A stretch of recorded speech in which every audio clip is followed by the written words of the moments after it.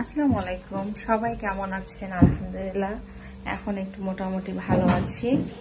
তাই তো সাবার পাপা যাওয়ার আগে আমাদের জন্য অনেক রকম বাজার করে রেখে গেছে, তাই তো সেগুলো আপনাদের সাথে শেয়ার করব আজকে। অনেকগুলো বাজার এনেছে। এই যে মাংস কিনে দিয়ে গেছে, প্রায় এখানে 5 কেজির মতো আছে।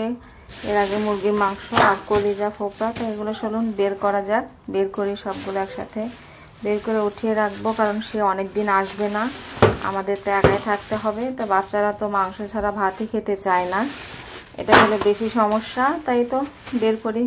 প্রথমেই কলিজাটা বের করি। কলিজার ফোপড়া আমার আবার ভীষণ পছন্দ, সাবার পাপারও অনেক পছন্দ।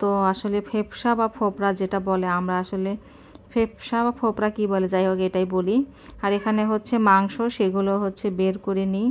আসলে অনেকগুলো, এখানে 5 কেজি মাংস আর হচ্ছে 1 কেজির মতো হচ্ছে কলিজার ফোপড়া নিয়েছি, মানে ফ্যাপসা।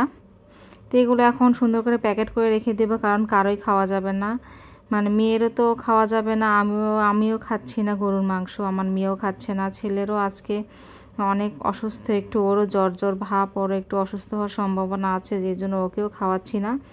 এই জন্য সবগুলো আবার উঠিয়ে রাখলাম। ভাবলাম যে মুরগির মাংস রান্না করে ওদেরকে খাওয়াবো, যেহেতু মুরগির মাংস খেলে সমস্যা না, আর বাচ্চারা তো মাংস ছাড়া খেতেই চাচ্ছে না। অন্য যে কোনো খাবার রান্না করছে তারা ওটা খেতে চাচ্ছে না, শুধু মাংসই খেতে চায়।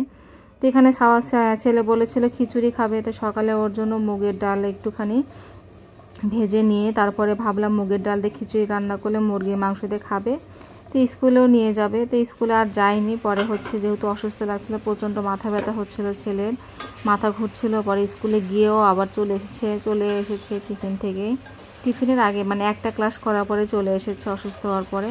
তো এখানে মুরগির মাংস রান্না করছিলাম, খিচুড়ির ভিতর দিব আর একটু রেখে দিব মেয়ের জন্য, কারণ মেয়ে খিচুড়ি না খেলে মুরগির মাংসতে সাদা ভাত খাওয়াবো। আর এখানে হচ্ছে আমি 1 পটের চেয়ে একটু কম, 1 পটের মতো হচ্ছে একটু খিচুড়ি উঠিয়ে দিয়েছি। ছেলে বলেছিল ভাতের চাল দিয়ে মাংস দিয়ে মুগের ডাল দিয়ে একটু খিচুড়ি রান্না করতে, আর এই খিচুড়িটা খেতে কিন্তু বেশ মজাই লাগে।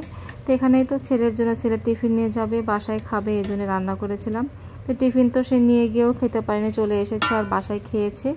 তো এই তো এভাবে রান্না করছে। রাইস কুকারে বসিয়ে দিয়েছিলাম ঝটপট, মানে সকালবেলা যেহেতু স্কুল, আর রাইস কুকারে বসিয়ে দিলে তাড়াতাড়ি হয়ে যায়। আর কালকে যে পোলাও রান্না করেছিলাম সেটা একটু ছিল, সেটা একটু গরম করে রেখে দিলাম। আর এখানেই তো মাংস একটু রেখে দিয়েছি, অর্ধেক দিয়েছি আর অর্ধেক রেখে দিয়েছি, সবটুকু দিইনি।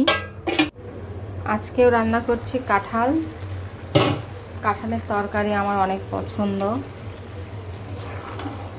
মাংস ছিল কিন্তু মাংস দিইনি, এখনও মাংস খাচ্ছি না, কারণ বাচ্চাদের সবার সমস্যা, সবাই মিলে একসাথে খাবো দেখে মাংস দিইনি। কাঁঠালটা মাংস দিয়ে রান্না করলে বেশি মজা লাগে, তবে আমি বুটের ডাল দিয়ে রান্না করেছি, কারণ বাচ্চাদের কারোই মাংস খাওয়া যাবে না, তবে কাঁঠাল বুট দিয়ে রান্না করে অনেক মজা লাগে।